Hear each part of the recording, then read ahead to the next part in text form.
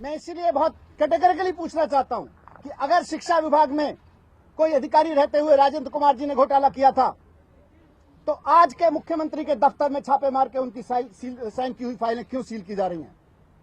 वहां शिक्षा विभाग में जाके क्यों नहीं पूछा जा रहा क्या गड़बड़ हुई? हम करप्शन के खिलाफ किसी भी कार्रवाई के खिलाफ नहीं है, हम साथ देते हैं। अरविंद केजरीवाल जी की सरकार शायद देश की पहली ऐसी सरकार है जिसने अपने मंत्री को करप्शन करने के बाद हटा दिया और खुद ढूंढ के हटाया। किसी सीबीआई ने रेड नहीं डाली थी, किसी मीडिया ने स्टिंग नहीं किया था, अपने आप ढूंढ के हमने उसको हटाया।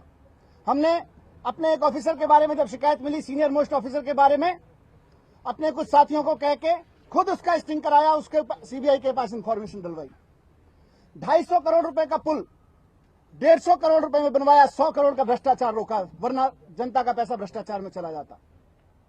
और जब ऐसे मुख्यमंत्री के दफ्तर को पूरे दिन खंगालने के बाद इनको कुछ नहीं मिलता तो ये बाहर निकल के कहते हैं कि एक पुराना घोटाला था, उनके सचिव की तलाशी ली जा रही थी, उनका अपॉइंटमेंट ठीक से नहीं किया गया। ये किस मुंह से भ्रष्टाचार के खिलाफ बात करते हैं? ये लोग हमें बताएंगे भ्रष्टाचार के खिलाफ लड़ाई कैसे लड़ी जाती है? ये लोग बताएंगे जहां कम से कम 4 दर्जन सांसद ऐसे हैं जो कांग्रेस की पार्टी से निकल के आए हुए हैं, इनके मंत्री कांग्रेस से निकल के आए हुए हैं, वहां वो भ्रष्टाचार करते थे, वहां सीबीआई का उसी तरह से इस्तेमाल करते थे और आज सीबीआई का उसी तरह से इस्तेमाल किया जा रहा है जैसे कांग्रेस के राज में होता था। और आज ये हमें बताएंगे कि कैसे भ्रष्टाचार को रोका जाता है। आज देश के लोकतंत्र के लिए बहुत काला दिन है, क्योंकि एक दिल्ली की लोकप्रिय चुनी हुई सरकार के मुख्यमंत्री को काम करने से रोकने के लिए आतंक फैलाया जा रहा है सीबीआई का। यहां पे आके रेड डाली जा रही है मुख्यमंत्री के दफ्तर में। अफसरों को एक तरह से संदेश दिया जा रहा है कि जो भी केजरीवाल सरकार के साथ मिलकर खुल के काम करेगा उसको काम नहीं करने दिया जाएगा। और उसके बाद तथ्यों को तोड़ मरोड़ के पेश किया जा रहा है। कहा जा रहा है कि छापा मुख्यमंत्री के सचिव के दफ्तर पे था। मुख्यमंत्री का सचिव का दफ्तर अलग होता है। जिस कमरे में मुख्यमंत्री की फाइलें रखी होती हैं वहां रेड किस लिए डाली गई? अगर घोटाला हुआ था तो घोटाला जिन दफ्तरों में जिस दौरान हुआ उस दफ्तरों की फाइलें जाके पहले चेक करते, हम भी साथ देते। आप बताइए कहां कहां घोटाले की सूचना है आपके पास में? हम मोदी जी को खुली चुनौती देते हैं।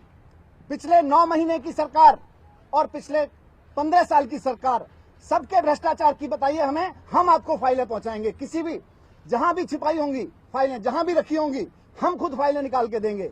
लेकिन अगर आप राजेंद्र कुमार के बहाने या जो सरकार के साथ खड़े हुए अफसर हैं, जो सरकार के साथ काम कर रहे हैं अफसर दिन रात एक करके, उनके बहाने अरविंद केजरीवाल को काम करने से रोकेंगे तो मैं आपको कहना चाहता हूं कि आप कभी भी इस मुहिम में सफल नहीं हो सकते हैं। इसमें एक मिनट, दूसरी बात, जिस तरह केंद्र की सरकारें अलग अलग पार्टियों को डरा के, उनकी राज्य सरकारों को डरा के उन पर काबू करती रही हैं, इस भ्रम में ना रहें। ये आम आदमी पार्टी की सरकार है और हम किसी से डरने वाले नहीं है, किसी से दबने वाले नहीं है। आप सीबीआई का जिस तरह से उपयोग करते रहें करिए, लेकिन आम आदमी पार्टी ईमानदारी से सरकार चला रही है यहाँ पे और चलाती रहेगी। हम इसमें किसी से डरने वाले नहीं है। रही बात, जब इनको कुछ नहीं मिला पूरे दिन में तो इन्होंने एक नया सिगुफा छेड़ा कि साहब शब्द खराब थे। आपके तो कर्म खराब हैं। आप अपने कर्म ठीक कर लीजिए, हम अपने शब्दों पर माफी मांग लेंगे, आप अपने कर्मों पर माफी मांग लीजिए। आप चुनी हुई लोकतांत्रिक सरकार के मुख्यमंत्रियों के दफ्तर में उनके अधिकारियों के बहाने से सीबीआई को भेज के डराना चाहते हैं और फिर कहना चाहते हैं आपके शब्द खराब हैं।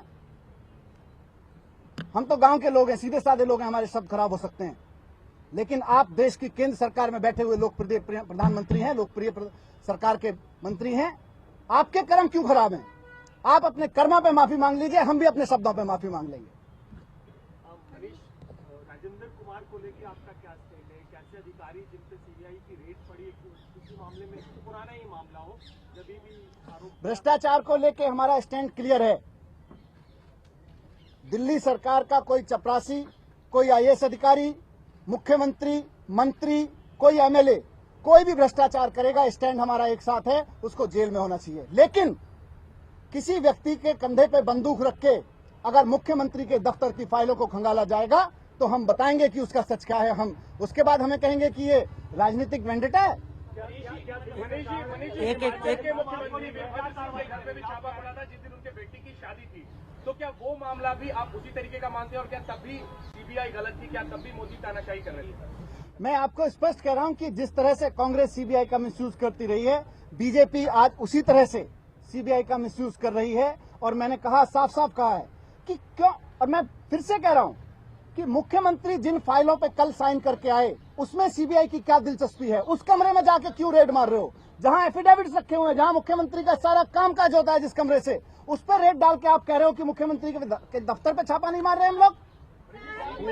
एक सेकंड, इस मामले में सुंदर कुमार को लेकर क्या आप हटाएंगे?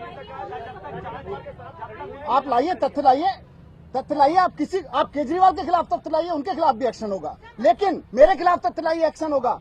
लेकिन आप हवाबाजी करके अगर मुख्यमंत्री को घेरने की कोशिश करेंगे और ईमानदार अफसरों को या सरकार में काम करने वाले अफसरों को डराने की कोशिश करेंगे तो हम छोड़ेंगे नहीं फिर।